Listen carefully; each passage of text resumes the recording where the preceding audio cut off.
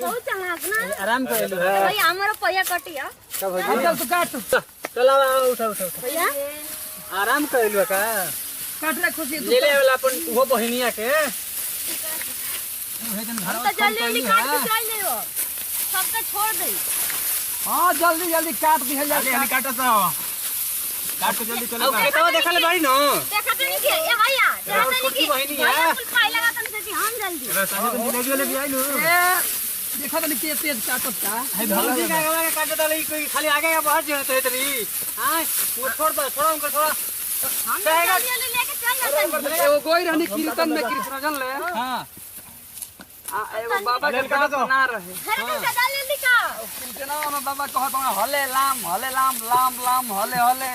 लाम लाम हां ले काटा सा एक बतिया रही बड़ा बस कहानी कर अरे कीर्तनवा में हां गावत रहन बाबा दांत ना रहे अच्छा